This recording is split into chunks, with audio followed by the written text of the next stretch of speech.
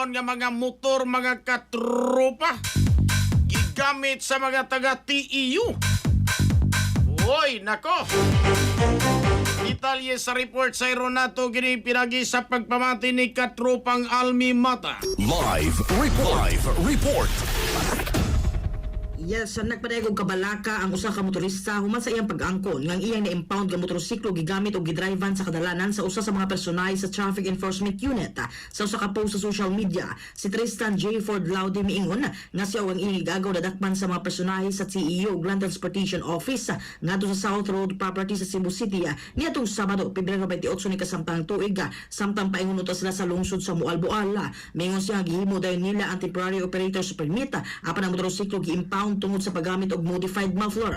Apan sa sunod adlaw, nasorpresa si Laude pagkakita sa usa ka post nga nagpakita ang iyang motor gidrivean bisan pa og na-impound kini.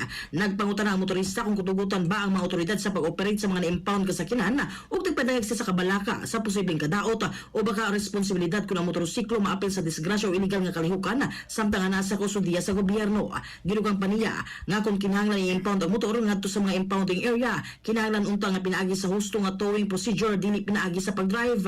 Mingon si Laude nga naguna-una siya sa pag-file og formal nga reklamo ug dangay og klarifikasyon nga gikan sa ahensya bahin sa standard nga pamaagi sa pag-handle sa mga na-impound kasakyanan.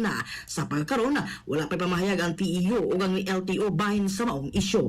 Mga katropa, alang sa pabahimsog sa panlawas, inom sa Thona Plus Gold alang sa nagkahiusang Pilipino para sa Pilipinas. Kini inyong katropa Almi Mata, XFM News. XFM report.